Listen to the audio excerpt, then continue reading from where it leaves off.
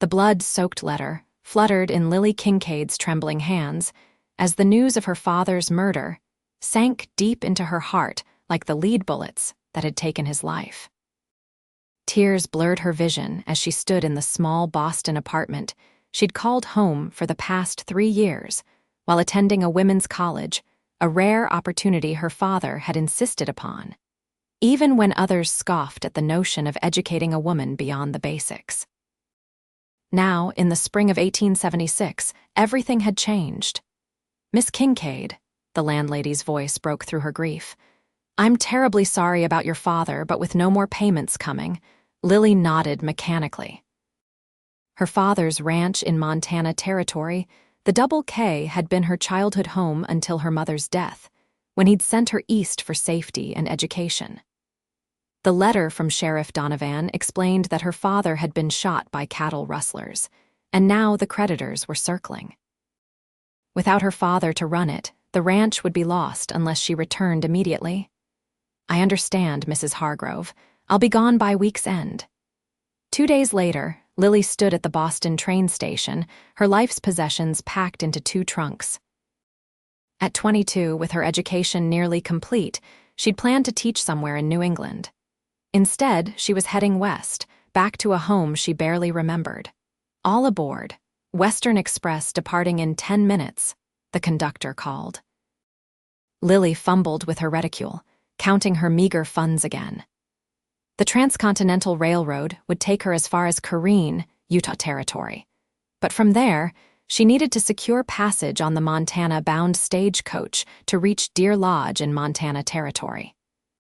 Her remaining money might not be enough. "You look lost, miss." The voice startled her. Turning, Lily found herself looking up at a tall man in a worn leather vest and dusty boots. His face was partially shadowed by a wide-brimmed hat, but she could make out piercing blue eyes and a strong jawline dusted with stubble. He wasn't dressed like the Eastern gentleman she'd grown accustomed to, but rather bore all the hallmarks of a Westerner, a cowboy. "I'm quite all right, thank you," Lily replied with as much dignity as she could muster.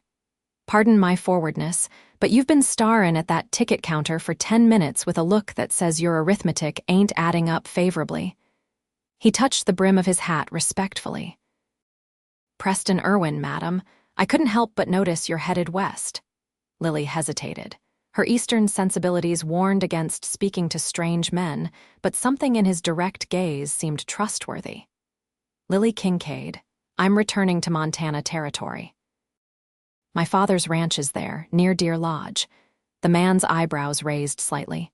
"Kincaid, not James Kincaid of the Double K," Lily's heart quickened. "Yes, he was my father. He's recently passed." Preston Irwin removed his hat, revealing thick, sandy hair. "My sincere condolences, Miss Kincaid." "Your father was a good man. I worked cattle with him 2 seasons back. You knew my father?" "I did indeed, and I know Deer Lodge well. I'm headed that direction myself." He glanced at the ticket counter. "The train's about to leave, and you seem concerned about the fare." Lily bristled. "I have sufficient funds for the train. It's the stagecoach connection from Kareen that presents a challenge." Preston nodded. "The stagecoach is mighty expensive these days. I have a proposition, if you'll hear it." Lily regarded him warily. "I've got business in Deer Lodge. Was planning to catch the midnight train west myself. How about I purchase your ticket for the stagecoach portion? Consider it a debt repaid to your father. He once helped me when I was in a tight spot." "I couldn't possibly accept, Miss Kincaid," he said gently. "The West isn't Boston. A woman traveling alone faces dangers you might not anticipate. Let me help you get home safely, for your father's sake." The final boarding call echoed through the station. Lily had no time for lengthy deliberation. "Very well, Mr. Irwin. I accept your kind offer as a debt owed to my father." Preston strode to the counter, purchased the tickets, and returned with a smile. "Got you passage all the way to Deer Lodge." He handed her a ticket. "The midnight train to the west leaves in 20 minutes. Best we get your trunks aboard." As a porter loaded her luggage, Preston turned to her. "Miss Kincaid, I know the Double K is in trouble. Your father mentioned concerns last time I saw him. The ranch needs you, and Montana's a hard place for a woman alone. I can help you get settled, introduce you to the right people." Lily was about to protest when he added softly, "Stay. Give it a chance. The West might surprise you." That single word, stay, carried a weight Lily couldn't quite decipher. As the massive locomotive hissed steam into the cool evening air, she wondered what awaited her back in a place she'd left as a child. And she wondered about this cowboy, who seemed to have appeared exactly when she needed help most. The midnight train pulled away from Boston, carrying Lily toward an uncertain future and a past she barely remembered. Preston Irwin sat across from her, his steady gaze occasionally meeting hers in the dim lamplight of the passenger car. They had a long journey ahead, 7 days by rail, followed by the stagecoach. 7 days to decide if she could trust this man, and if she had what it took to save her father's legacy. The train's whistle cut through the night as they left the city lights behind. Lily Kincaid was going home, guided by a cowboy she'd just met, who'd bought her a ticket and asked her to stay. The rhythm of the train became a constant companion as the landscape transformed outside the windows. Boston's crowded streets gave way to rolling farmlands, then vast open spaces as they journeyed westward. Lily found herself studying Preston Irwin when he wasn't looking. His hands were calloused, bearing the marks of hard physical labor. Unlike the refined gentleman of Boston, everything about him spoke of practicality and resilience. On the second day, as they crossed through Ohio, Preston noticed her watching him. "Something troubling you, Miss Kincaid." "I'm trying to reconcile the man before me with someone my father would have trusted," she admitted. "You said you worked for him?" Preston nodded. "2 seasons driving cattle. Your father hired me when nobody else would. I'd had some trouble in Cheyenne." "Nothing criminal," he added quickly, seeing her expression. "Just a disagreement with a rancher that left me without references. And my father took a chance on you. He was that kind of man. Said he could judge character better than most, and he'd rather trust his instincts than another man's opinion." Preston's gaze grew distant. "When I left to try my hand at prospecting, he said there'd always be work for me at the Double K if I needed it. Were you successful?" "As a prospector, I mean." A small smile crossed his face. "Successful enough. Found a modest claim near Helena. Nothing to make headlines, but enough to invest in a small spread of my own. That's what brings me back to Montana, now finalizing the purchase of some land near Deer Lodge." This information eased Lily's mind somewhat. He wasn't just a drifting cowhand, but a man with prospects and plans. Still, questions lingered. "Mr. Irwin, why did you really offer to help me?" "The truth, please." Preston considered her for a long moment. "Your father spoke of you often. How proud he was of your schooling, your intelligence. When I recognized your name, I remembered his stories. Then I saw you looking worried about the fair, and—" he shrugged. "The West has too few good people as it is. Couldn't bear to see James Kincaid's daughter stranded." "That's very kind, but there's more," he admitted. "The Double K is important to that valley. Your father ran an honest operation when others didn't. If you're going back to save it, you'll need allies. And you're volunteering for that position. I'm offering to help however I can." "The men who killed your father, they're still out there." Lily's breath caught.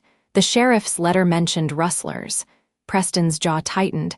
"That's the simple explanation. The truth might be more complicated." Before she could press further, the conductor announced dinner was being served in the dining car. Preston stood, offering his hand. "Shall we continue this conversation over a meal? The train food's passable, at least for the first few days." As they made their way through the swaying cars, Lily contemplated her situation. She was traveling across the country with a man she barely knew, based on his claim of knowing her father. Yet something about Preston Irwin's straightforward manner gave her confidence. He didn't speak to her as if she were a fragile creature in need of protection, nor did he dismiss her questions. Over dinner, their conversation turned to more neutral topics. Preston described the changes in Montana Territory since she'd left as a child. The gold rushes had brought waves of people, followed by the railroad's steady advance. Deer Lodge had grown from a small settlement to a proper town with a hotel, several saloons, a school, and even a small opera house. "Your father wasn't much for town life," Preston remarked. He'd come in for supplies once a month, attend church on Sundays when weather permitted, but otherwise kept to the ranch. "That sounds like him. He always said cities made him feel trapped." Lily smiled at the memory. "My mother was the opposite. She loved having visitors, hosting dinners. After she died, I think that's partly why he sent me east. The house was too quiet without her." "He never remarried?" Lily shook her head. "There were a few ladies from church who tried to catch his attention, but he wasn't interested." The dining car swayed as they rounded a curve, and Lily gripped the table edge. Preston reached out instinctively to steady her water glass. "Thank you," she said. "I suppose I'll need to develop sea legs for train travel." "You'll adjust. By the time we reach Kareen, you'll be walking these aisles like you were born on the rails." As their dinner plates were cleared away, Lily circled back to their earlier conversation. "You mentioned the truth about my father's death being complicated. What did you mean?" Preston glanced around the dining car, which was still half full of passengers enjoying their meals. "Perhaps we should save that conversation for a more private setting." Lily nodded, understanding his reluctance to discuss murder over dinner. They returned to their seats in the passenger car, and as night fell, Preston retrieved a small leather-bound book from his satchel. "Would you mind if I read for a while?" he asked. Lily was surprised by the gesture. "Not at all. I didn't expect that a cowboy would enjoy reading." His eyes crinkled with amusement. "We're not all illiterate brutes, Miss Kincaid, though I'll grant you, my tastes may not be as refined as yours." She glimpsed the title, a collection of Shakespeare's sonnets, and smiled. "I think your literary selections would pass muster even in Boston, Mr. Irwin."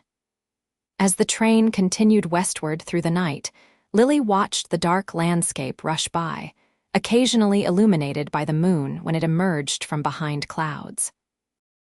Her thoughts drifted to her father and the ranch she barely remembered. Could she truly manage it alone? Would the men who worked there accept her authority? And what of the complicated truth Preston had hinted at regarding her father's death? Sleep eventually claimed her, the rhythmic clacking of wheels on rails lulling her into unconsciousness. She dreamed of wide open spaces and her father's voice calling her name across a valley she couldn't quite see. When Lily awoke the next morning, she found a blanket had been placed over her while she slept. Preston sat across from her, looking out the window as the sun rose over the plains that had replaced yesterday's rolling hills. "Good morning," he said, when he noticed she was awake. "We'll be stopping in Chicago in about an hour. 30-minute break to take on more passengers and supplies." Lily straightened, embarrassed to have been caught sleeping so vulnerably. "Thank you for the blanket." Seemed the gentlemanly thing to do. Train cars get cold at night. During the Chicago stopover, they stretched their legs on the platform. Preston purchased a newspaper, and as they continued westward, he read aloud selected articles that might interest her, including one about Montana Territory's push for statehood. "They've been trying for years," he explained. "But Congress isn't eager to admit new states that might upset the balance of power." The day passed with conversation and occasional comfortable silences. By evening, Lily felt she knew more about Preston Irwin, his childhood in Missouri, his journey west after the Civil War, his various jobs from cattle driving to mining. What she noticed most was his restlessness, a quality he seemed to recognize in himself. "Never could stay in one place too long," he admitted. "That's why buying this land is a big step for me. Time to put down roots, maybe." As night fell on their third day of travel, Lily finally broached the subject they'd been avoiding. Most passengers had retired to their berths, and they had relative privacy in their section of the car. "Mr. Irwin, please tell me what you know about my father's death." Preston set aside his book and leaned forward, voice low. The official story that rustlers shot him while he was checking fence lines might be true. But there are powerful men in that valley who wanted your father's land. The Double K sits on the best water access in the county. Are you suggesting he was murdered deliberately? Not just killed during a theft. I'm suggesting you should keep an open mind. Your father had refused several offers to sell, including one from Emmett Crawford, who owns the largest spread in the territory. Crawford doesn't take rejection well. Lily's mind raced. Then why hasn't the sheriff investigated this possibility? Sheriff Donovan is a decent man, but he's practical. Without evidence pointing to murder rather than robbery gone wrong, he won't challenge someone as powerful as Crawford. Do you have any evidence? Preston shook his head. Just rumors, timing, and knowing your father wasn't careless enough to be surprised by common rustlers. Lily sat back, processing this information. I'll need to tread carefully when I return. Very carefully, Preston agreed. Crawford might approach you with an offer too. He'll present it as sympathy for your situation, a young woman alone, trying to run a ranch. I have no intention of selling. Preston's expression softened. I believe you, but survival in Montana takes more than determination, Miss Kincaid. It takes allies, knowledge, and sometimes compromise. Are you suggesting I should consider selling? Disappointment crept into her voice. Not at all. I'm suggesting you should appear less certain while you gather your strength. Let Crawford and others underestimate you. It might buy you the time you need. Lily considered his advice. You seem to understand these matters well. I've watched good people lose everything because they didn't understand the game being played around them. I'd hate to see that happen to you. Their conversation was interrupted by the train lurching to a sudden halt, throwing Lily forward. Preston caught her shoulders, steadying her. That's not a scheduled stop, he said, rising to look out the window. The conductor rushed through the car. Everyone remain calm and in your seats. What's happening? A passenger called out. Obstruction on the tracks, nothing to worry about. But Preston's expression had grown hard. Miss Kincaid, do you have anything valuable in your handbag? Just some money for the journey. Why? Take only what you need and hide the rest. Now. His urgent tone brooked no argument.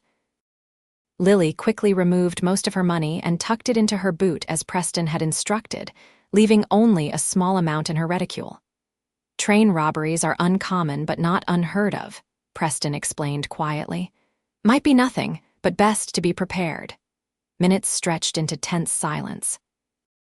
Then came shouting from outside, followed by the unmistakable sound of gunshots. Several women screamed as the train door burst open and 3 masked men entered the car, guns drawn. Nobody move. This is a robbery. Preston subtly shifted, placing himself between Lily and the approaching robbers. His hand moved toward his coat, but he stopped when one of the men pointed a revolver directly at him. Don't try it, mister. Hands where we can see 'em. The robbers moved efficiently through the car, collecting valuables from terrified passengers. When they reached Lily and Preston, the leader held out a sack. Jewelry, money, watches, everything of value. Now. Lily dropped her reticule into the bag, hands trembling. Preston surrendered his pocket watch and the small amount of cash he'd kept in his wallet. The robber eyed Preston suspiciously. You look like you might be carrying more than that, cowboy. Just a working man heading west, Preston replied evenly. Nothing worth dying over. Something in his tone made the robber hesitate, then move on to the next passengers. The entire robbery took less than 10 minutes, and then the men were gone, disappearing into the darkness. An hour later, after the train crew had cleared the debris from the tracks and local law enforcement had taken statements, they were moving again. Many passengers were shaken, some women crying softly in their seats. You were prepared for that, Lily observed quietly.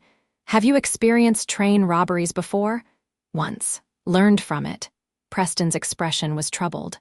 Are you all right? They didn't take anything irreplaceable, did they? No, thanks to your warning, I saved most of my money. She studied him. You were going to draw your gun, weren't you? Thought about it. decided 3 against 1 weren't odds worth testing, especially with innocent people around. His gaze met hers. "The West has dangers, Miss Kincaid." That was just a small taste. "Is this your way of suggesting I should reconsider my decision to return?" Preston shook his head. "No, it's my way of saying you're stronger than you might realize. Most women would be hysterical after what just happened. You're sitting here calmly analyzing it." His observation surprised her. "I suppose I haven't had the luxury of falling apart, not since receiving news of Father's death. Grief will find its moment," he said softly. "Just make sure you're not alone when it does." The night passed without further incident, but Lily found sleep elusive.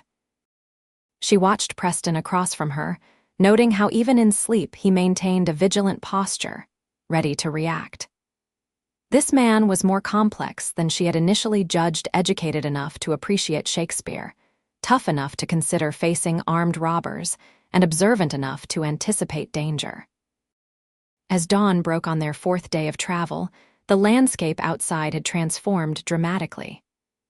Gone were the lush forests and farmlands of the east, replaced by vast open plains that stretched to the horizon. They were truly entering the West now, and Lily felt both trepidation and a strange exhilaration at the sight. "Beautiful in its own way, isn't it?" Preston said, noticing her fascination with the view. "It's so endless. That's what drew me here after the war, space to breathe, to start fresh." He smiled. "Your father felt the same. He used to say the eastern states made him feel like a bear in a trap. Out here, a person can see trouble coming from miles away." "Unless it's wearing a mask and stopping trains," Lily replied wryly. Preston chuckled. "Fair point, Miss Kincaid. Though I suspect you'd prefer the occasional train robber to Boston society's more subtle dangers. You presume to know my preferences rather well for our short acquaintance." "Am I wrong?" He raised an eyebrow. Lily considered before answering. "No, Boston has its own constraints. Women are expected to follow certain paths, marriage being the primary one. My education was meant to make me a more suitable wife, not to give me independence. And yet here you are, heading west to run a cattle ranch alone." "I may not succeed." "You might," Preston countered. "And that possibility seems to frighten Boston society more than your failure would." Lily smiled despite herself. "You have unusual insights for a cowboy, Mr. Irwin. And you have unusual courage for a Boston lady, Miss Kincaid." Their journey continued westward, the train stopping at increasingly smaller stations as they left major cities behind. The dining car's offerings became simpler. The passenger complement changed as people departed and new travelers joined. On the 5th day, as they crossed into Nebraska territory, Preston excused himself to speak with a man he'd recognized several cars ahead. He returned looking troubled. "An acquaintance from Wyoming," he explained. "Brings news that concerns me. There's been trouble with land claims near my property." "What kind of trouble?" "The kind that involves fences being cut and warnings being issued." He sighed. "The timing of my return might be fortunate after all. Do you suspect it's related to the offers for my father's ranch?" Preston considered. "Could be. Crawford has interests throughout the territory, or it could be unrelated. Either way, I'll need to address it quickly when we arrive." Lily felt a pang of concern. "Please be careful, Mr. Irwin. I would hate for my father's friend to come to harm on my account." "I've survived worse situations." He offered a reassuring smile. "And I promise to help you get settled. I won't abandon that commitment." As the train continued its westward journey, Lily found herself watching the ever-changing landscape with growing anticipation rather than dread. Each mile brought her closer to her childhood home and to answers about her father's death. It also brought a deepening curiosity about the man sitting across from her, this cowboy, who read poetry, who'd known her father, and who'd appeared in her life exactly when she needed help. By their 6th day on the train, the rhythm of travel had become familiar. The vast plains had given way to rising terrain as they approached the Rocky Mountains. Lily and Preston had settled into comfortable companionship, sharing meals, discussing books, and occasionally speculating about what awaited them in Montana territory. "We'll reach Kareen tomorrow morning," Preston informed her as they watched the sunset paint the distant mountains in gold and purple hues. "The stage coach to Deer Lodge leaves at noon. It's a rough 3-day journey from there." "3 more days," Lily murmured. "I've been away for so long, I wonder if I'll even recognize the place." "Montana grows on you quickly. By this time next month, you might wonder how you ever tolerated Boston's confines. Or I might be failing miserably at running a cattle ranch," she countered. Preston's expression grew serious. "When we arrive, I'd like to introduce you to a few people who can help. Marcus Wheeler runs the general store in Deer Lodge. Honest man, knows everyone's business.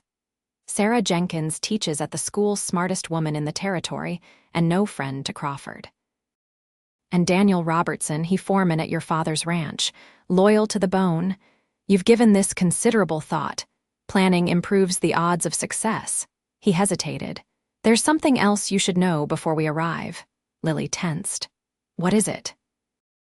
"Your father and I weren't just employer and employee. We were partners of a sort. The land I'm purchasing, he helped me find it, loaned me part of the money for the down payment." "I see. So your assistance isn't entirely altruistic." "I'd have helped regardless," Preston said firmly. "But yes, our futures in Montana are somewhat linked. My property adjoins the northern boundary of the Double K. Your father and I discussed sharing water rights, possibly combining cattle drives to save costs." Lily processed this new information. "Why didn't you mention this earlier?" "I wanted you to trust me for who I am, not for business arrangements made with your father, and frankly, I wasn't sure how much he'd told you in his letters." He mentioned a promising new neighbor, but never by name. Lily gazed out the window. "This complicates matters." "How so?" "I was prepared to face challenges as James Kincaid's daughter. I expected resistance because I'm a woman taking over a man's role. But now, I must also consider how my decisions affect your investment." Preston shook his head. "My concern is seeing your father's wishes honored. He wanted the Double K to remain in the family. If that means adjusting our arrangements, so be it.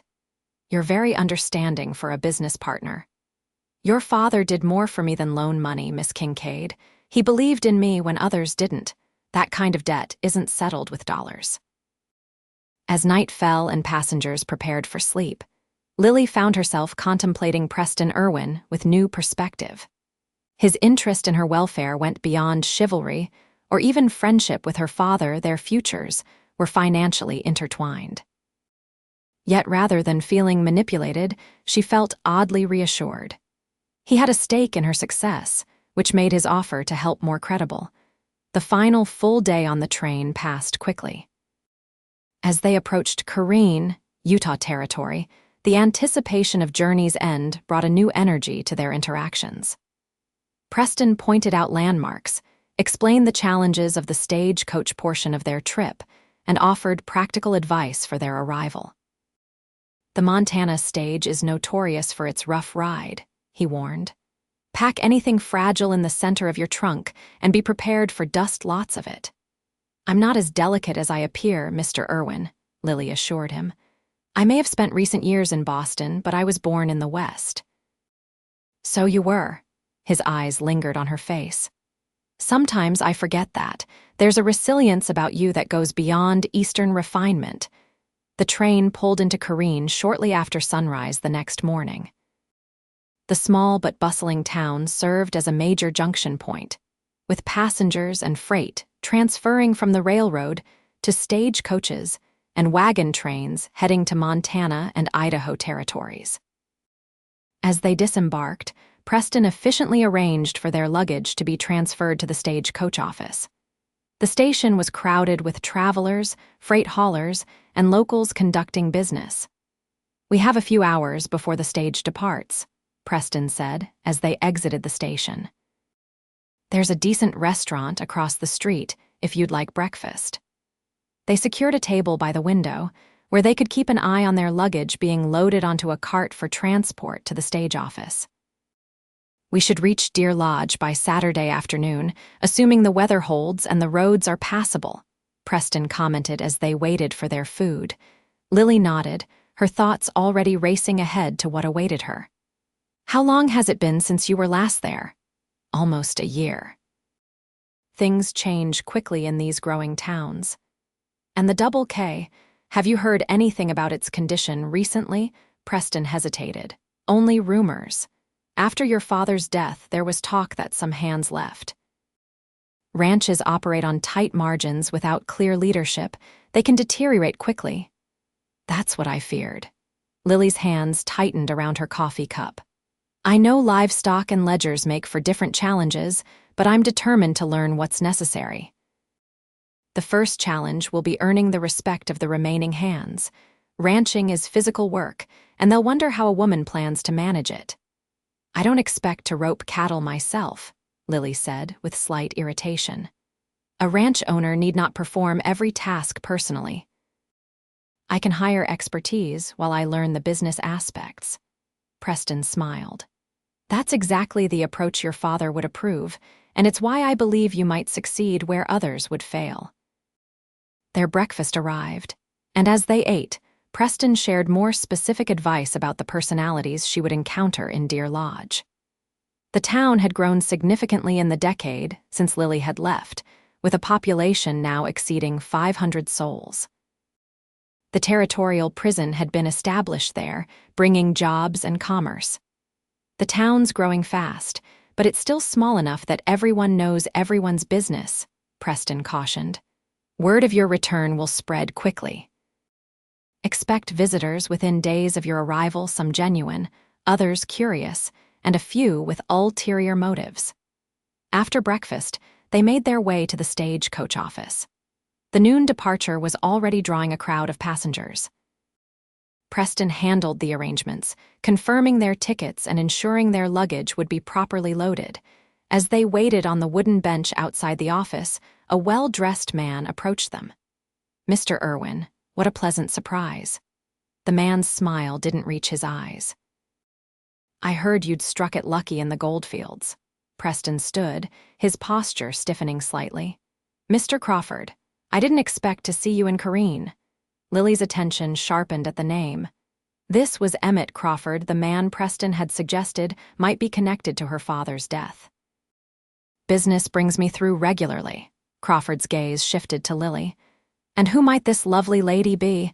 Miss Lily Kincaid, Preston replied before she could speak. James Kincaid's daughter, returning to claim her inheritance. Crawford's expression flickered with surprise before settling into practiced cordiality. Miss Kincaid, my deepest condolences for your loss. Your father was a determined man. Thank you, Mr. Crawford, Lily replied coolly. I understand you were acquainted with my father. We had business dealings from time to time. Crawford studied her with newfound interest. I wasn't aware he had sent for you. He didn't have the chance, Lily said, but the Double K is my birthright, and I intend to honor his legacy by preserving it. Crawford's smile tightened. Admirable sentiment, Miss Kincaid, though ranching is a difficult business, especially for someone of your background. Should you find the challenge overwhelming, my offer to purchase stands, at a fair price, naturally. I'll bear that in mind, Mr. Crawford, Lily replied with forced politeness. Though I'm not considering selling at present. Of course, you've only just arrived. Crawford turned back to Preston. And you, Irwin, still planning to play farmer on that North Creek property? That's the plan. Crawford nodded thoughtfully. Interesting times ahead for Deer Lodge, it seems. Well, I won't keep you. Safe travels. With a tip of his hat, he strode away toward an expensive-looking carriage waiting down the street. So that's Emmett Crawford, Lily murmured when he was out of earshot. In the flesh. And now he knows you're returning, which means he'll be planning his next move before we even reach Deer Lodge. He seemed very interested in your land purchase as well. Preston watched Crawford's departing carriage. The North Creek property controls water access to several potential grazing areas. Your father understood its strategic value. Is that why he helped you acquire it, as a buffer against Crawford's expansion? partly. But also because he believed I'd use it responsibly. Preston turned back to her. That meeting was no coincidence. Crawford has eyes and ears everywhere. Someone at the station must have recognized me and sent word. The stagecoach arrived then, a sturdy Kincaid coach drawn by 6 horses. The driver, a weathered man with a thick beard, began calling for passengers as the luggage was loaded into the boot. "Deer Lodge stage. All aboard who's going?" Preston helped Lily into the coach, then climbed in after her. The interior was cramped, with 3 bench seats designed to hold 9 passengers, though only 6 were traveling today. Preston had secured them places on the middle bench, facing forward. As the coach lurched into motion, Lily glanced back at the train station, a symbol of the civilized East she was leaving behind. Ahead lay 3 days of uncomfortable travel before reaching Deer Lodge, and then the real challenges would begin. Having second thoughts. Preston asked quietly, noticing her backward glance. "No," Lily replied with more conviction than she felt. "Just marking the transition. There's no going back now." The stagecoach journey proved every bit as grueling as Preston had warned. The roads were rough, alternating between dusty stretches that choked the passengers with fine powder and muddy sections where the wheels sank alarmingly. They stopped at way stations each night, rustic establishments offering basic meals and rudimentary sleeping accommodations. By the second day, Lily's body ached from the constant jostling, but she refused to complain. Their fellow passengers, a merchant and his wife, a young doctor relocating to Helena, and a grizzled miner returning to his claim, seemed equally stoic about the discomforts. Preston remained attentive throughout the journey, offering his canteen when dust parched her throat, and his arm for support when the coach hit particularly rough patches.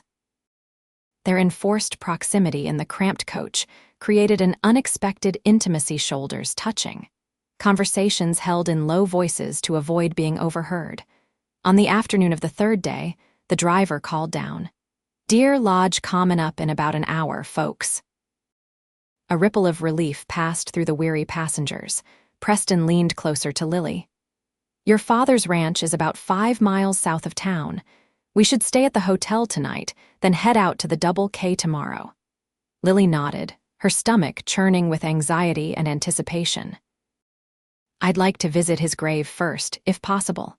Of course, the cemetery is just outside town." As the stagecoach crested a rise, the valley opened before them. Deer Lodge nestled against the backdrop of mountains, with the prison's stone walls visible on the northern edge of town. The valley floor stretched green and lush, dotted with ranches and bisected by a winding river that glinted in the afternoon sun. "It's beautiful," Lily whispered.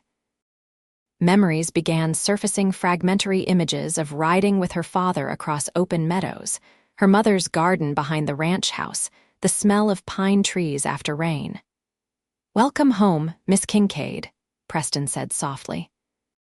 The coach rolled into town, passing scattered outlying buildings before reaching the main street.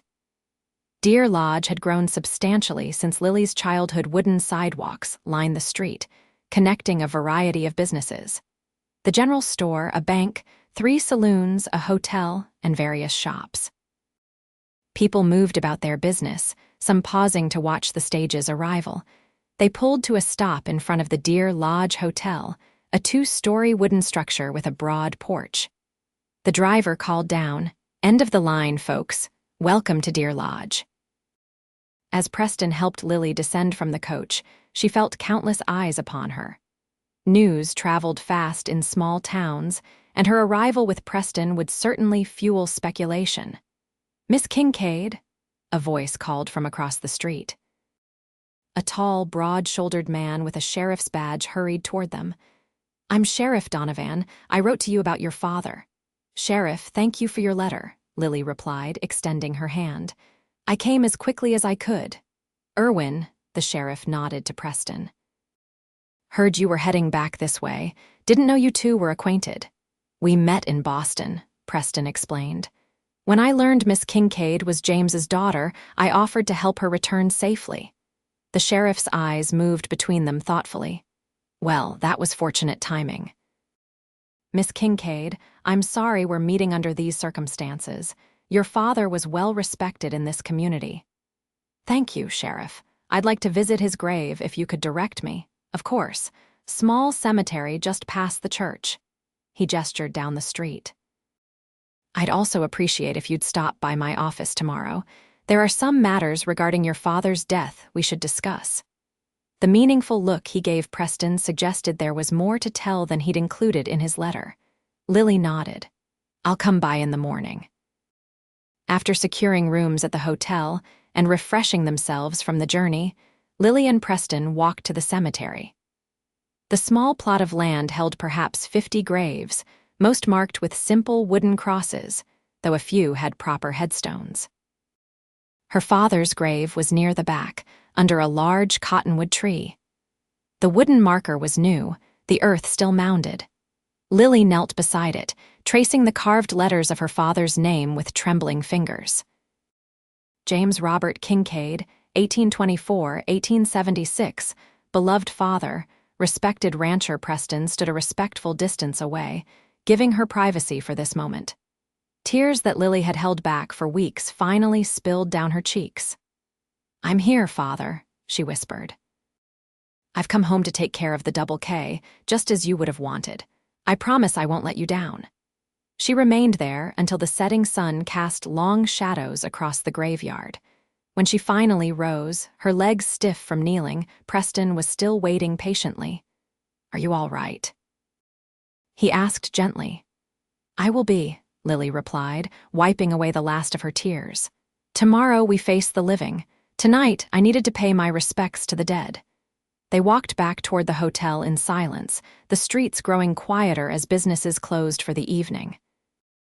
A few saloons remained brightly lit, piano music and laughter spilling from their doors. Miss Kincaid, Miss Lily Kincaid, the call came from an older woman hurrying along the sidewalk toward them, a shawl wrapped around her shoulders despite the mild evening. It is you, the woman exclaimed, reaching them. I heard James's daughter had returned, but I could hardly believe it. You were just a slip of a girl when you left. Lily searched the lined face, finding familiarity in the kind eyes. Mrs. Jenkins, Sarah Jenkins, you remember? The woman beamed. I was afraid you wouldn't. I taught at the schoolhouse even back then. Of course I remember. You gave me my first book of poetry.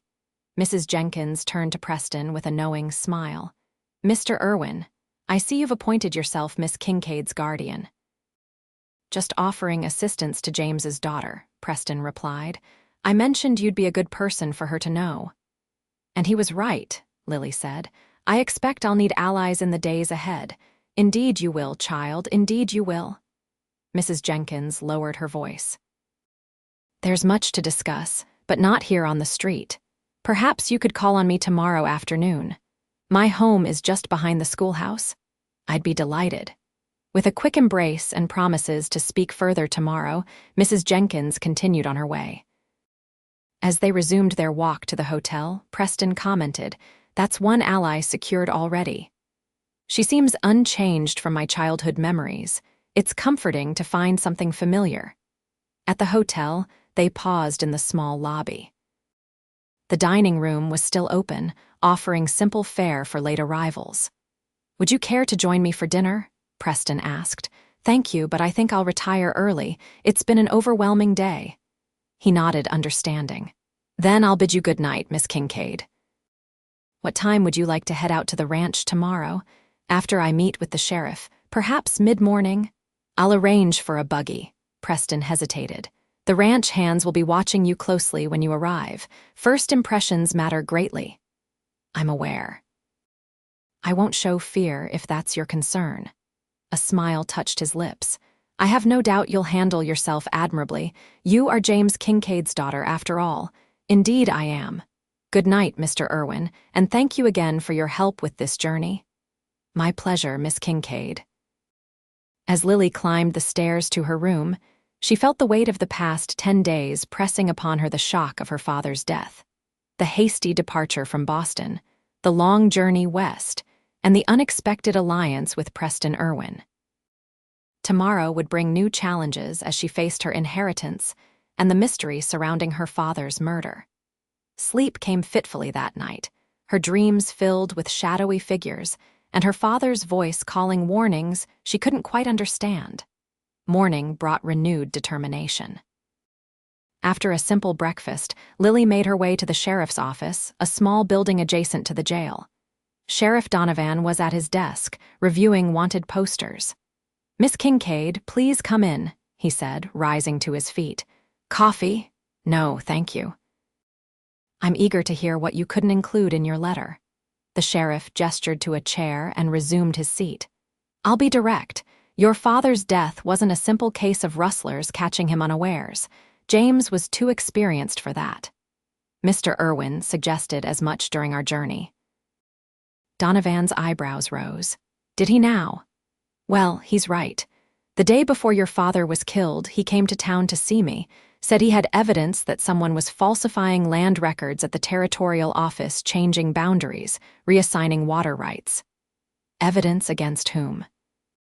"He didn't say outright, but he hinted it involved Emmett Crawford, said he needed one more document to prove it conclusively." The sheriff leaned forward. "The next day, he was found shot in the back near the North Creek. No cattle were actually taken, though a few were scattered." "So it was made to look like rustlers," Lily concluded. "But you believe it was murder to prevent him from exposing this fraud." "I believe it, but believing and proving are different matters. Crawford has powerful friends in the territorial government." "What happened to the evidence my father mentioned?" "Never found it. Wasn't at the ranch or on his person." Donovan sighed. "I'm telling you this as a warning, Miss Kincaid. If you start asking the same questions your father did, you might meet the same fate." Lily absorbed this information, her resolve hardening. "Thank you for your honesty, Sheriff. I won't be reckless, but neither will I allow my father's killer to go unpunished. Just be careful, and know that my door is always open if you need help." He hesitated. "About Irwin, he's a good man from what I know, but he has his own interests in this valley. Just keep that in mind." With this caution echoing in her thoughts, Lily left the sheriff's office and returned to the hotel, where Preston waited with a rented buggy. "How was your meeting?" he asked as he helped her into the seat. "Informative." Lily gave him a measured look. "The sheriff confirmed what you suggested about my father's death being connected to land disputes. He also advised caution regarding your involvement, given your own interests in the area." Preston's expression remained neutral as he climbed up beside her and took the reins. "A prudent warning. I do have interests here, as I've been transparent about." "Have you? You mentioned a partnership with my father, but said nothing about land record disputes that might have gotten him killed." Preston flicked the reins, and the horse moved forward. "I knew he was investigating something. He didn't share the details, likely for my protection." They rode in tense silence for several minutes before Preston spoke again. "Lily, Miss Kincaid, I understand your caution. Trust is earned, not given. But I promise you, my alliance with your father was genuine. Whatever he discovered that got him killed, I want to help you uncover it." The use of her first name startled her, but she let it pass. "Then help me understand what's at stake with these properties." "Why would someone kill for water rights?" As they left town and headed south along the Valley Road, Preston explained the complex water situation in the region. Without reliable access to water, ranches couldn't survive. The Double K controlled key access to the river that fed the southern valley, while Preston's recently purchased property controlled a creek that watered the northern section. Crawford has been buying up smaller ranches for years, consolidating his holdings. But without water rights from either your father's land or mine, his expansion is limited. Preston pointed to distant mountains. "There's gold and silver in those hills, but mining requires water too. The stakes are higher than just cattle." Lily processed this information as the familiar landscape unfolded around her. Memories of childhood rides with her father surfaced more clearly now that she was back in the valley. "There's the turnoff," she said suddenly, recognizing a distinctive stand of pines. "The ranch is down that road." Preston looked impressed. "You remember well for someone who left as a child." "Some things stay with you," she replied, her heart quickening as they turned onto the private road. After a quarter-mile, they crested a small rise, and the double K spread before them. The main house stood in a grove of cottonwoods, a substantial two-story structure built of sturdy logs with a wide porch. Nearby stood a bunkhouse, barn, corral, and various outbuildings. Cattle grazed in the distance, though Lily noticed the herd seemed smaller than she remembered. As they approached, a man emerged from the barn, followed by two others. They stood watching the buggies approach, hands resting casually near their holstered guns. "That's Daniel Robertson in the center, your father's foreman," Preston murmured. "The others are Ben Hawkins and Miguel Santos, two of the hands who stayed on after your father's death." Lily straightened her back and lifted her chin as Preston brought the buggy to a halt in the yard. This was the moment that would set the tone for her return. She couldn't show weakness or uncertainty. Daniel Robertson stepped forward, a tall man in his 40s with sun-weathered skin and shrewd eyes.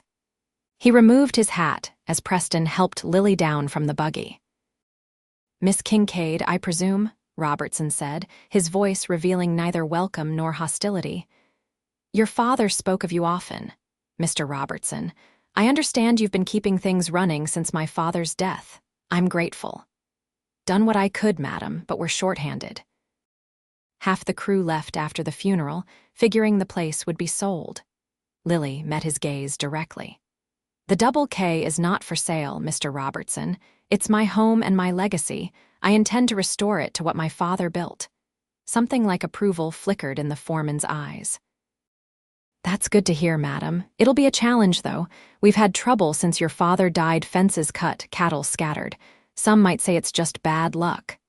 "And what would you say, Mr. Robertson?" "I'd say somebody wants this ranch to fail." His gaze shifted to Preston. "Irwin." "Heard you'd finally bought that North Creek property." Preston nodded. "Just finalized before I left for the East. Planning to start building next month. Convenient timing, your return with Miss Kincaid."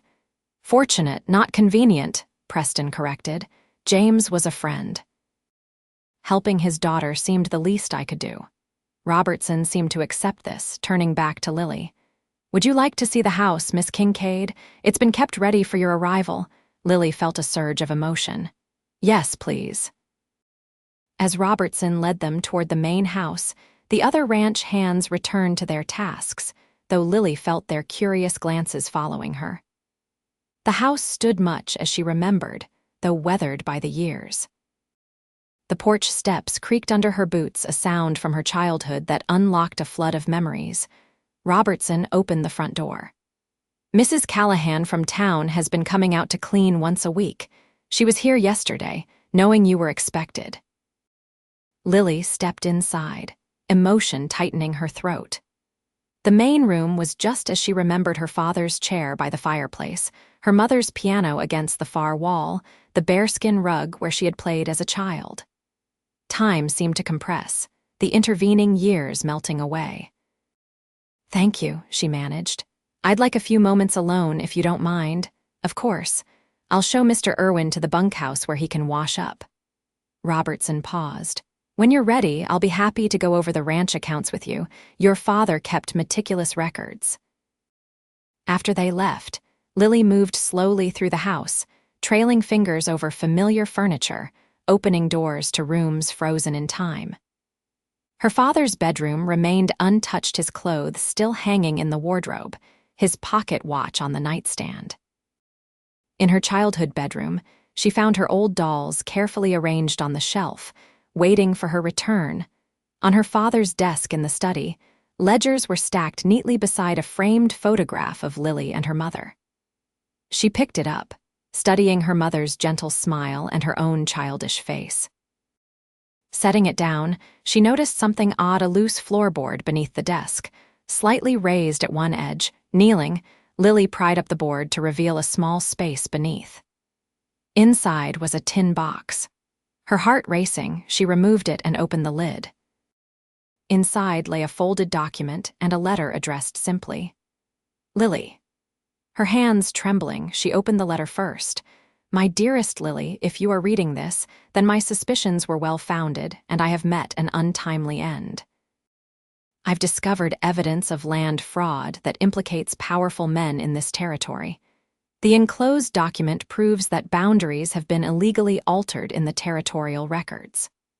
Trust Daniel Robertson with your life, but be cautious with all others until you know where they stand. Even friends may have divided loyalties when enough money is involved. The double K is yours now. I know you have the strength to preserve it, though the path will not be easy. With all my love. Your father. Lily set the letter aside and examined the document, a survey map, with notations showing how boundary lines had been altered, with dates and the initials of officials who had approved the changes. Several properties were affected, including sections of the Double K and Preston's North Creek land. This was what her father had died for, proof of corruption that threatened not just his ranch but many others in the valley. And now the evidence was in her hands. She carefully returned everything to the tin box and considered her next move. Should she take this directly to the sheriff? Show it to Preston? Her father's warning about caution gave her pause. She needed more information before acting. Returning the box to its hiding place, Lily composed herself and went in search of Robertson. She found him in the barn with Preston, discussing the condition of the stock. Mr. Robertson, I'm ready to review those accounts when you have time. Of course, Miss Kincaid. He glanced at Preston. I expect you'll be heading back to town soon. Before Preston could answer, Lily interjected. Actually, I was hoping Mr. Irwin might stay for dinner. We have ranch matters to discuss that would benefit from his experience. Both men looked surprised, but Preston recovered quickly. I'd be honored, Miss Kincaid, if it's not an imposition. Not at all. My father considered you a friend and partner. I'd value your insights.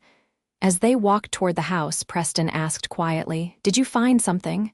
Perhaps, she replied cryptically. We'll talk later.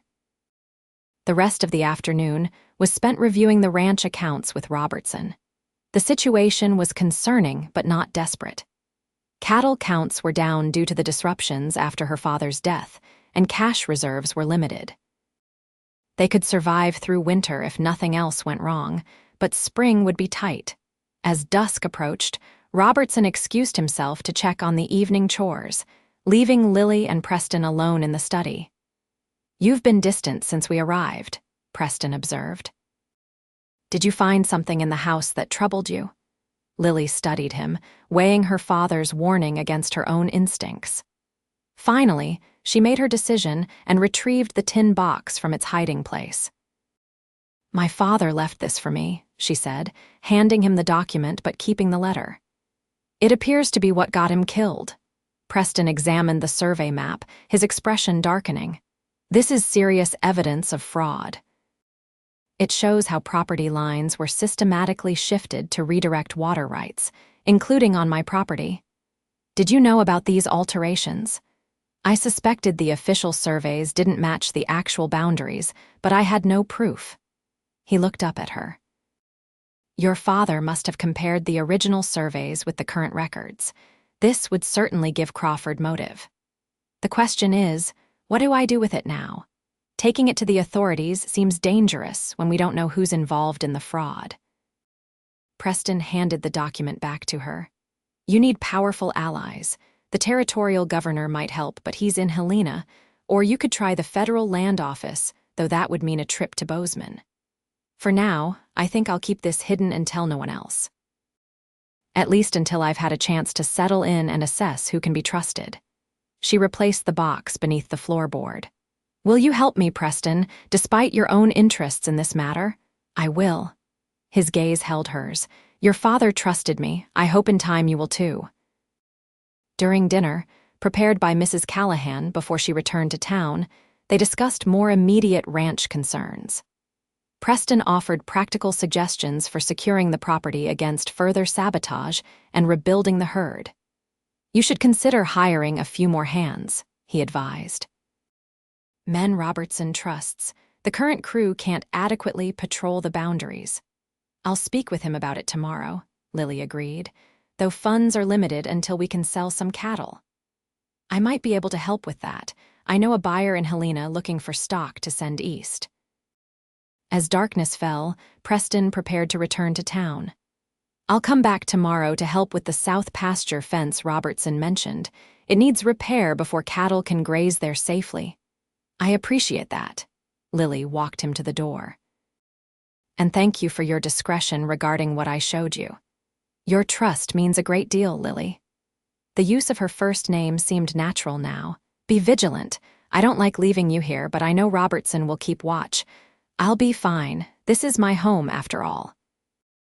After Preston's departure, Lily spent a quiet evening in her father's study, reading through his personal journals for any additional clues he might have left.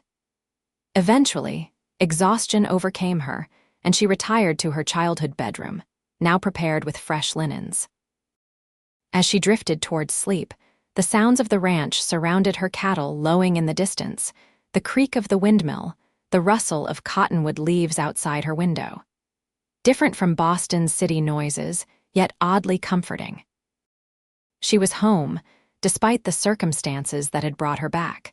The next week established a rhythm to Lily's new life. Each morning began before dawn with Robertson providing updates on ranch operations. She spent her days learning the business side of cattle ranching, reviewing accounts, and meeting with the handful of remaining hands. In the evenings, she studied her father's journals and records, piecing together the ranch's history and her father's concerns in the months before his death. Preston visited regularly, helping with repairs and offering guidance on ranch management. His presence became a constant Lily found herself anticipating. There was an easy competence to him, a straightforward manner that the ranch hands respected. On her fourth day at the ranch, Lily rode out with Robertson to inspect the property boundaries. The foreman was initially reluctant to have her accompany him, but she insisted. I need to know this land, Mr. Robertson. Every creek, every ridge, every fence line. As they rode, Robertson pointed out areas where fences had been cut and cattle lost. Near the northern boundary, adjoining Preston's property, they found fresh evidence of tampering. This is the third time this month, Robertson said grimly, dismounting to examine the cut wire. Always along this stretch. Because it's the most vulnerable, Lily observed, looking at the terrain. The fence line ran along a shallow ravine, hidden from view of the main ranch. We should set up watches here. Robertson looked impressed. That's what your father suggested before. Before he was killed, we were short-handed then too. And now, better, with the 2 new hands Mr. Irwin recommended, good men, experienced with cattle and not afraid of trouble. He remounted his horse. There's something else I should show you. He led her to a ridge overlooking a lush meadow bisected by a stream. This is the heart of the water dispute. This creek feeds into Crawford's eastern property, but it originates on Double K land. Your father refused to sell him water rights. And the altered surveys Mr. Irwin showed me would have redirected ownership of this creek. Robertson nodded. Your father discovered the discrepancy when comparing old maps with new ones. That's when the trouble started. Lily studied the landscape, committing it to memory. We'll increase patrols here as well. As they continued their inspection, Lily found herself developing a deeper appreciation for the Double K. The ranch encompassed nearly 10,000 acres of varied terrain grasslands ideal for grazing, wooded hills providing shelter, and the all-important water sources that made the land valuable. By the time they returned to the ranch house, Lily had made her decision. She would fight for this land with everything she had, not just because it was her inheritance, but because she was coming to love it for its own sake. That evening, Preston arrived with supplies from town and news that raised her concerns. Crawford's been asking questions about you, he reported as they sat on the porch after dinner. Seems particularly interested in whether you're planning to stay or return east once the ranch is sold. He assumes I'll sell, Lily concluded. Most people do. A single woman running a cattle ranch isn't common in these parts. Then I'll have to prove them wrong. She turned to face him. Preston, there's something I've been considering. My father trusted you as a partner. I'd like to formalize a similar arrangement. He looked surprised. What kind of arrangement? A business alliance. Your property and mine share boundaries and complementary resources. Together, we'd be stronger against whatever Crawford is planning. Preston considered her proposal. It's a sensible approach. But are you certain you want to tie your future to mine so quickly? We've known each other barely 2 weeks. I'm not proposing marriage, Mr. Irwin, Lily replied with a smile. Merely a business partnership with clearly defined terms. We can have the bank manager draw up the papers. In that case, I accept. He extended his hand, and she shook it firmly. Partners. The following day, they rode into town together to meet with the bank manager and formalize their agreement. The arrangement was straightforward. They would share water rights, combine cattle drives to reduce costs, and assist each other with defense of their properties. Each retained independent ownership of their respective lands. As they emerged from the bank, Lily noticed stares from townspeople, some curious, others disapproving. A woman in a fine dress crossing the street deliberately turned away when she saw them. Mrs. Crawford, Preston murmured. Emmett's wife, takes her social position quite seriously.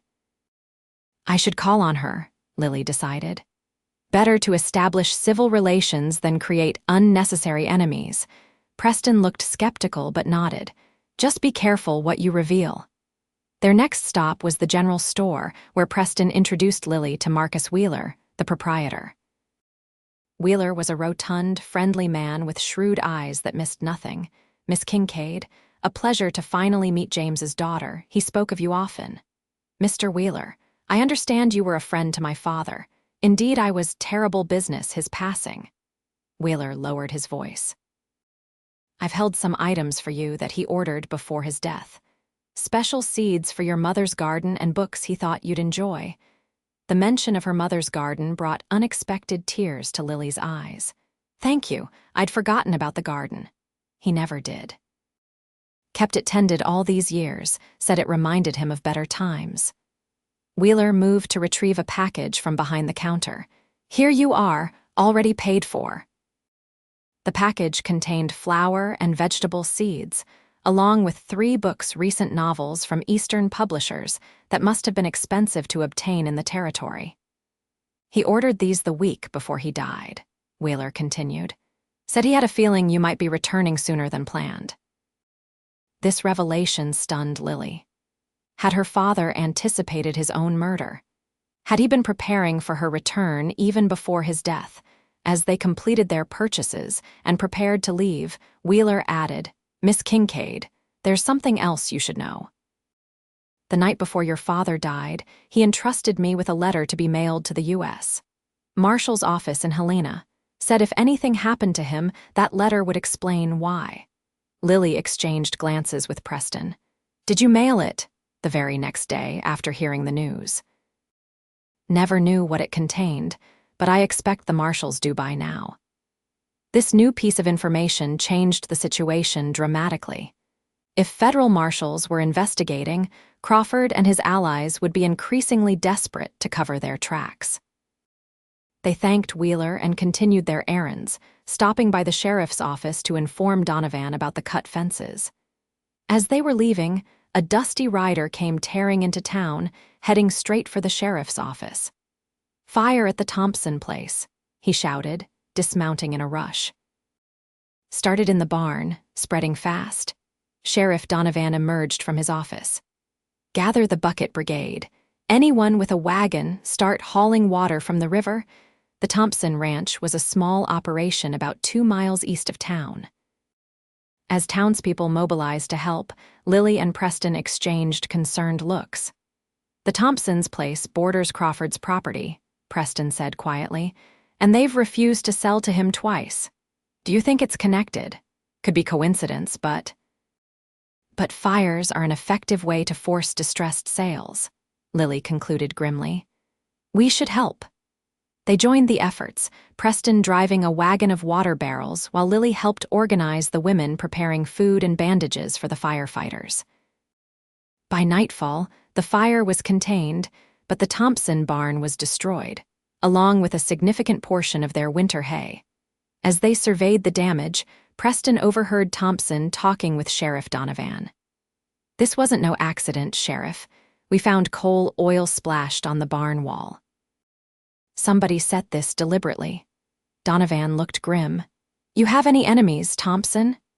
None except whoever's been trying to buy my land for half its value, the rancher replied bitterly. On the ride back to the Double K, Lily and Preston discussed the implications. If Crawford is escalating to arson, no ranch is safe, Preston said. We should prepare for the possibility he'll target the Double K or my property next. We need that federal marshal, Lily agreed. Do you think we should ride to Helena ourselves with the evidence? It's risky leaving the ranches undefended, but it might be our best option. Let me think on it overnight. When they reached the ranch, they found Robertson waiting with troubling news. One of the hands had spotted riders watching the property from the ridge to the east. 3 men, keeping their distance, didn't approach when Miguel rode toward them, just disappeared into the trees. Scouts, Preston surmised, checking our defenses, probably. I've doubled the night watch, Robertson assured them. No one will approach unseen. Despite these precautions, Lily felt a growing sense of unease as she prepared for bed that night. The fire at the Thompson ranch, the mysterious watchers, her father's letter to the marshal events were accelerating towards some confrontation she couldn't fully anticipate. She was about to extinguish her lamp when a soft knock came at her bedroom door. Miss Kincaid. It was Robertson's voice, pitched low. Sorry to disturb you, but there's a woman at the door asking for you. Says her name is Elizabeth Crawford. Surprised and wary, Lily quickly donned her robe over her nightgown. I'll be right down. In the parlor, she found a refined woman in her 30s, dressed expensively but plainly. Elizabeth Crawford stood when Lily entered, her posture tense. Miss Kincaid, forgive the late hour. I wouldn't have come if it wasn't urgent. Mrs. Crawford, this is unexpected. I know you have no reason to trust me, but please believe I'm here without my husband's knowledge. She glanced nervously at Robertson, who stood by the door. It's all right, Mr. Robertson. You may leave us. Once they were alone, Elizabeth Crawford spoke rapidly, her voice barely above a whisper. My husband plans to drive you off this land, Miss Kincaid. The fire today was just the beginning. He has men watching your property, looking for vulnerabilities. Why are you telling me this? Lily asked, studying the woman's face for deception.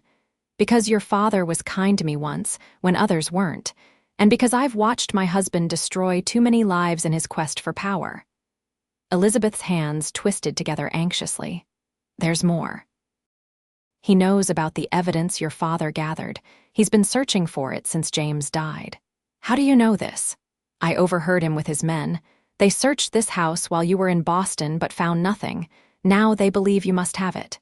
She rose to leave. That's all I came to say. Be vigilant, Miss Kincaid, and please never reveal that I warned you. After Elizabeth Crawford departed, Lily immediately sought Robertson and informed him of the warning, careful not to reveal its source. They agreed to increase security further and send word to Preston at first light. Sleep was impossible now. Lily returned to her father's study, retrieving the hidden document and studying it again.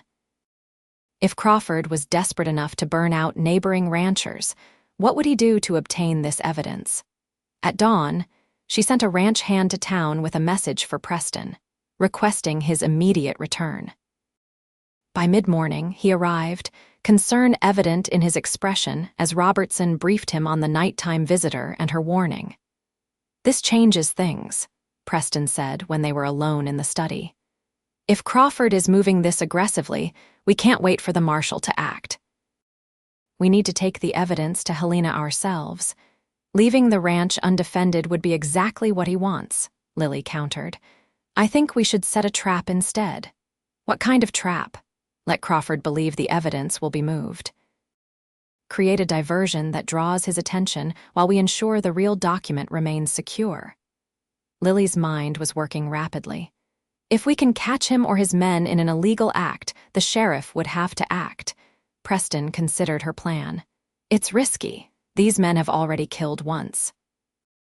Which is why we need to end this before anyone else dies. Lily met his gaze steadily. I won't be driven from my home by fear, Preston. My father stood his ground, and so will I. Something shifted in Preston's expression, a new respect, perhaps, or admiration. All right, let's set your trap. But we do it carefully, with every precaution. Together with Robertson, they devised a plan. Word would be accidentally leaked in town that Lily was traveling to Helena the next day with important documents. Meanwhile, the actual evidence would remain hidden at the ranch, and Lily would stay as well, protected by the hands while Preston and Robertson created a convincing decoy journey. That evening, Preston rode back to town to set their plan in motion, deliberately mentioning the trip to Helena within earshot of known Crawford associates. When he returned to the Double K the next morning, he brought news of success. They took the bait. One of Crawford's men left town immediately after overhearing our conversation. The rest are watching the roads. The plan proceeded as arranged. Preston and Robertson departed ostensibly for Helena, carrying saddlebags that appeared to contain important papers. Lily remained at the ranch, surrounded by loyal hands positioned strategically around the property. By nightfall, the trap was set. Lily waited in the darkened house, a loaded shotgun across her lap. Outside, the ranch hands maintained their vigilant watch, expecting trouble to come from the ridge where the scouts had been spotted. It was just after midnight when she heard the soft creak of a floorboard in her father's study. Someone had entered the house unseen, despite their precautions. Lily rose silently, moving toward the study with the shotgun ready. Through the partially open door, she could make out a shadowy figure crouched by her father's desk, prying up the loose floorboard. That's far enough, she said clearly, stepping into the doorway. Move and I'll shoot.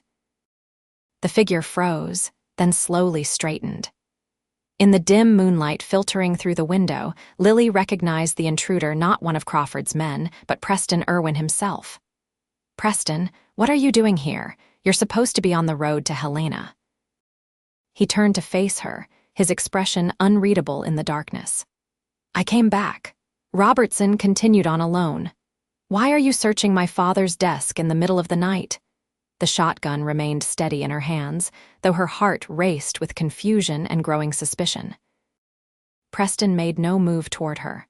I can explain, Lily, but you need to lower that gun and listen carefully. Explain first, he sighed. Your father didn't just find evidence against Crawford. He found evidence against multiple people involved in the land fraud, including the territorial surveyor, and me. The revelation hit Lily like a physical blow. You were part of this. Initially, yes, before I knew your father well. Crawford offered me that North Creek property at a reduced price if I helped with some administrative adjustments to the surveys. I was young and eager to establish myself. His voice held genuine regret. But then I worked for your father, got to know him. Realized what those adjustments really meant for the other ranchers. So you betrayed Crawford instead, Preston nodded. I told your father everything. We worked together gathering evidence against the whole operation. The document you found is only part of it. Why didn't you tell me this from the beginning? The shotgun lowered slightly as Lily struggled to reconcile this confession with everything she thought she knew about Preston. Would you have trusted me if I had? A self-confessed former conspirator in the very fraud that may have gotten your father killed. He took a cautious step toward her. I've been trying to make amends, Lily. Your father gave me that chance. I'm asking you to do the same. Lily's mind raced through every interaction they'd had since meeting in Boston. Had it all been manipulation? Or was he telling the truth about redemption? Before she could decide, shots rang out from the direction of the barn. Preston's head snapped toward the sound. They're here. Crawford's men. He looked back at Lily. You need to decide right now if you trust me enough to let me help defend this ranch. The sounds of shouting and more gunfire made the decision urgent. Whether Preston was telling the truth or not, they were under attack, and she needed every able defender. Take my father's rifle from the cabinet. But Preston, if you're lying to me, if this is some elaborate betrayal, know that I will not rest until justice is served. Fair enough. He moved to the cabinet, extracted the rifle, and checked its loading. Stay away from the windows. They'll target the house first. The attack was well coordinated. 3 of Crawford's men had created a diversion at the barn, while others approached the house from different directions. The loyal ranch hands fought back valiantly, but they were outnumbered. Preston positioned himself at a window, firing carefully when he had a clear shot.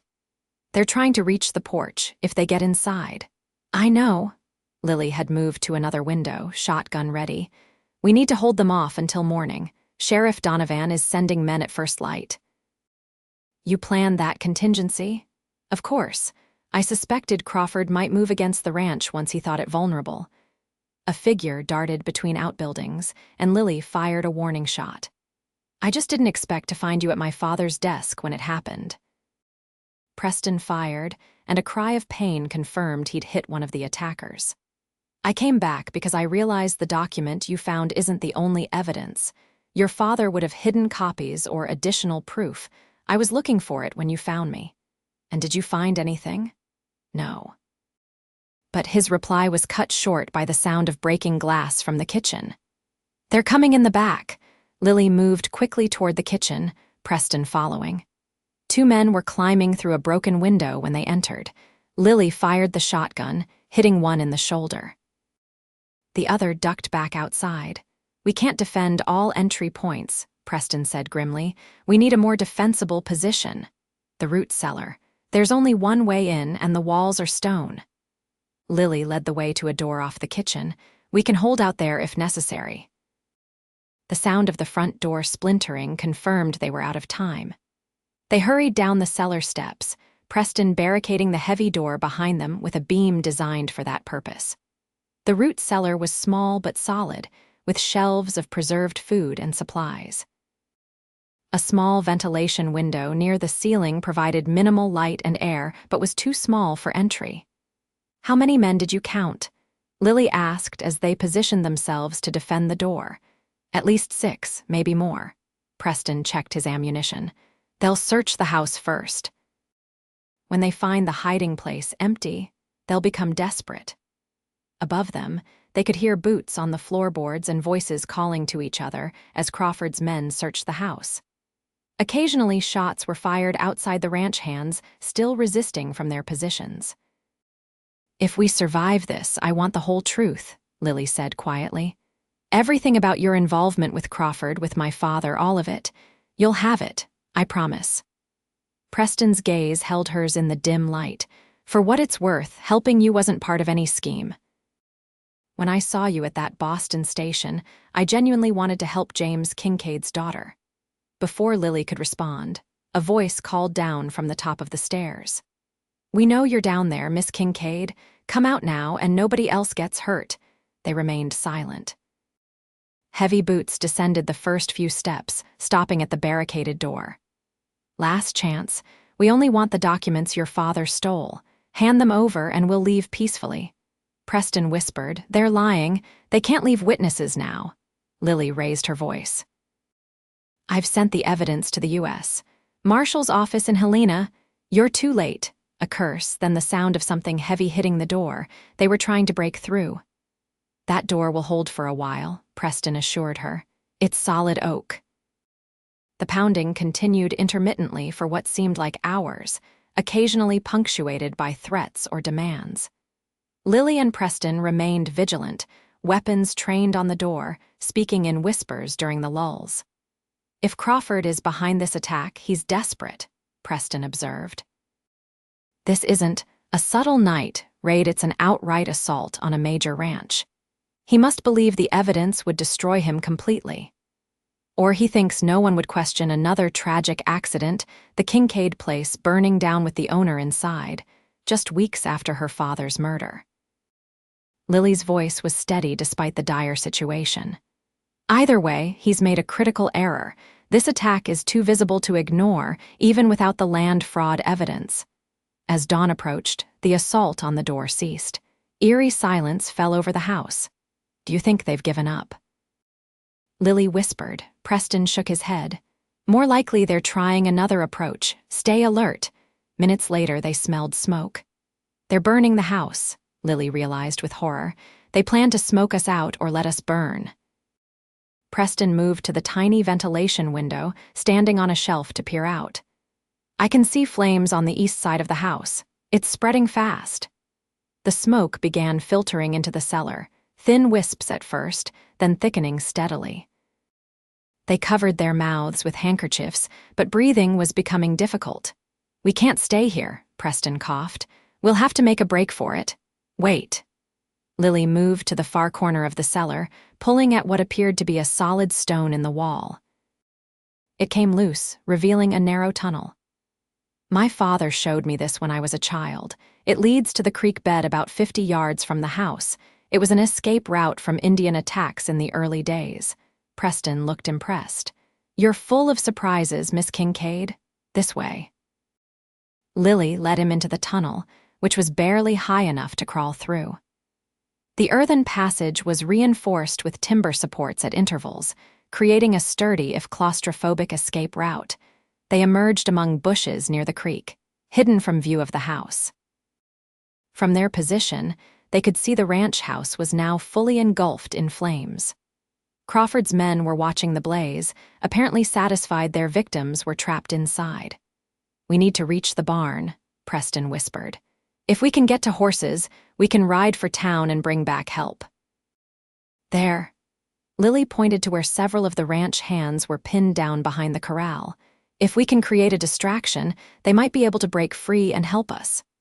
Preston studied the situation, then nodded toward a wagon parked near the burning house. The ammunition box in that wagon. If the fire reaches it. Understanding his plan, Lily calculated the odds. It's risky, but it might work. Using the creek bank as cover, they circled around until they had a clear shot at the wagon. Preston aimed carefully and fired. His first shot missed, but the second hit the ammunition box. Seconds later, it exploded in a shower of sparks and flying metal. The distraction worked perfectly. Crawford's men scattered for cover, and the ranch hands seized the opportunity, mounting a counterattack from their position. In the confusion, Lily and Preston reached the barn where they found 2 horses still saddled from the night watch. Ride hard for town, Preston urged as they mounted. I'll cover your escape. We go together, Lily insisted. I won't leave you behind. They rode out from the shelter of the barn, keeping low in their saddles as shots rang out behind them. One of Crawford's men attempted to pursue, but was cut down by Robertson, who had returned from his supposed journey to Helena and was now leading reinforcements from the eastern pasture. The tide of battle turned quickly with the arrival of fresh defenders. By the time Lily and Preston reached the main road to town, they could see Crawford's remaining men fleeing across the southern pasture. Robertson must have suspected the attack and doubled back, Preston surmised as they continued toward Deer Lodge. Smart man. We still need the sheriff, Lily replied, pushing her horse to a gallop. And we need to stop Crawford before he escapes the territory. They rode into town as the sun cleared the eastern mountains, creating a commotion as they charged down the main street to the sheriff's office.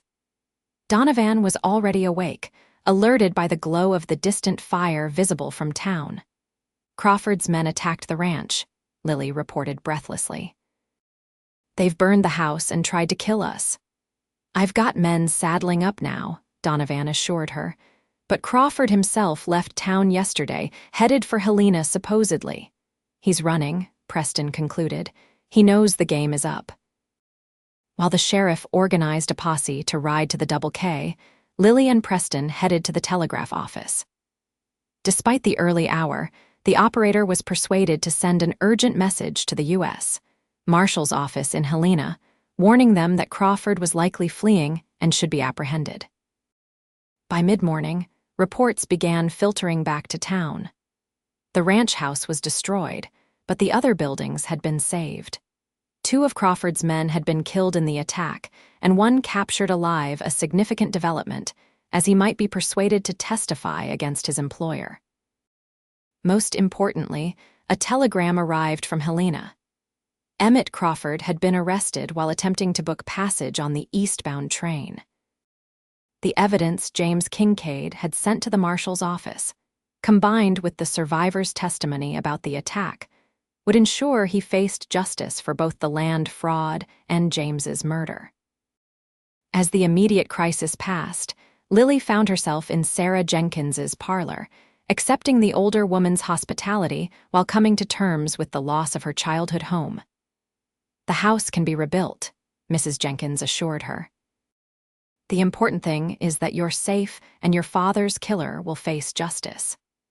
Preston arrived later that afternoon, having helped organize the cleanup at the ranch. He found Lily sitting alone on Mrs. Jenkins's porch. "Robertson says the bunkhouse can be made comfortable for you until we can rebuild the main house," he reported, taking a seat beside her. "The men are already clearing the debris." "I still have questions, Preston," Lily turned to face him directly. "About your role in all this." He nodded. "I owe you the full truth. Yes, I was initially part of Crawford's scheme.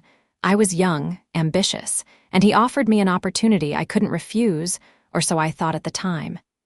It wasn't until I worked for your father that I realized the human cost of what we were doing." "And you confessed everything to him?" "Eventually. He was angry at first, justifiably so, but then he saw an opportunity I could help him gather evidence from the inside. That's what we did over the next year. The document you found was just one piece of a larger case we built together." "Why didn't you tell me this when we first met?" Preston sighed. "I was ashamed, and afraid you'd reject my help if you knew. Your father had forgiven my youthful mistake, but I wasn't sure his daughter would be as understanding." Lily considered his words carefully. "I believe you, Preston. Not just because of how you fought to protect the ranch last night, but because my father trusted you. His judgment and character was rarely wrong." Relief washed over his features. "Thank you. That means more than you know. What happens now?" Lily asked, looking out at the town street where life continued despite the dramatic events at the Double K. "We rebuild. Both of us." Preston's hand found hers on the porch railing. "Your father and I had plans for neighboring ranches that worked together rather than in competition. I'd still like to pursue that vision if you're willing." "A partnership," Lily confirmed, allowing her fingers to intertwine with his. "Professional for now, but perhaps with potential for more in time." Preston's smile held promise. "I'd like that very much, Lily Kincaid." The rebuilding of the Double K Ranch house began the following week. Preston offered his expertise and labor alongside the ranch hands, working tirelessly to create a home even finer than the one lost to the flames. Lily stayed in town initially, dividing her time between Sarah Jenkins's spare room and the ranch, where she continued learning the business of cattle raising. The capture and conviction of Emmett Crawford brought a measure of justice for James Kincaid's murder. The land fraud conspiracy was exposed, resulting in the dismissal and prosecution of several territorial officials. Property boundaries were restored to their rightful designations, and the affected ranchers formed an association to protect their mutual interests. By the time winter settled over the valley, the new ranch house was habitable, though finishing touches would continue through the cold months. Lily moved back to the Double K in early December, hosting a small celebration for the ranch hands and close friends who had helped with the rebuilding. Preston's own modest home on the North Creek property was also nearing completion. The 2 ranches operated increasingly as a single unit, sharing resources and manpower effectively. Their partnership flourished, built on mutual respect and growing affection. As Christmas approached, Preston rode to the Double K one snowy evening, carrying a small package. He found Lily in the new study, reviewing cattle records by lamplight. You work too hard, he chided gently. Even James took Christmas Eve off. Lily smiled, setting aside her ledger. I was just finishing. The spring projections look promising. We might recover from last year's losses sooner than expected. I have no doubt. Preston placed the package on her desk. An early Christmas gift. I hope you'll accept it. Curious, Lily unwrapped the small box to find a silver locket. Opening it revealed a tiny daguerreotype of her parents on their wedding day. It was your father's, Preston explained. He showed it to me once and said he planned to give it to you when you returned. I found it in a strongbox he kept at the bank. Tears welled in Lily's eyes as she fastened the locket around her neck. Thank you. This means more than I can express. Preston moved to the window, looking out at the snowy landscape. Do you remember the first time we met, at that Boston train station? Of course. You bought my ticket and told me to stay. He turned back to her, his expression earnest. I had no right to ask that of a stranger, but now, after everything we've been through together, I find myself wanting to ask something similar. Lily's heart quickened as he crossed the room to stand before her. Lily Kincaid, I've grown to admire and care for you more than I thought possible. Your courage, your determination, your kindness, they've captured my heart entirely. He took her hand in his. Would you consider making our partnership permanent? Would you marry me? Though she had begun to anticipate this moment, the reality of it still took her breath away. Are you certain? I'm not the typical rancher's wife. I have opinions about cattle breeding and grazing rotations. I plan to continue running the Double K, even after marriage. Preston laughed. I would expect nothing less. In fact, I'm counting on it. We make a good team, Lily in business and in life. I don't want a typical wife any more than you want a husband who would stifle your independence. In that case, Lily replied, her smile radiating happiness. Yes, Preston Irwin, I will marry you. Their wedding took place the following spring, a joyous celebration that drew people from throughout the valley. The Double K and North Creek ranches officially merged operations while maintaining their separate identities much like their owners, who preserved their independence within the partnership of marriage. Under their combined management, both properties flourished. Lily's Eastern education brought modern accounting practices and business strategies to ranching, while Preston's practical experience ensured the day-to-day operations ran smoothly. Together, they weathered the challenges of Montana ranching: harsh winters, unpredictable markets, and the occasional neighbor's dispute. 2 years after their marriage, Lily gave birth to a son they named James, after her father. A daughter, Elizabeth, followed 18 months later. The children grew up riding the ranges of both properties, learning ranching from both parents with equal emphasis. Lily sometimes reflected on the strange twist of fate that had brought her back to Montana the midnight train westward. A chance meeting with a cowboy who bought her ticket and asked her to stay. Had her father somehow orchestrated their meeting from beyond, knowing Preston would protect his daughter and help her claim her inheritance? She liked to think so. Montana achieved statehood in 1889, 13 years after Lily's return. By then, the Irwin Kincaid ranch operation had become one of the most successful in the region. Lily had taken an active role in territorial politics, advocating for women's suffrage and property rights. Preston supported her public engagement, proud of his wife's growing influence. On the 10th anniversary of their marriage, they rode together to the ridge that separated their original properties, now seamlessly joined into one operation. Below them spread the fruits of their labor: healthy cattle grazing on well-managed grasslands, prosperous outbuildings, and 2 ranch houses connected by a well-worn path. Do you ever regret it? Preston asked, watching the sunset paint the valley in gold.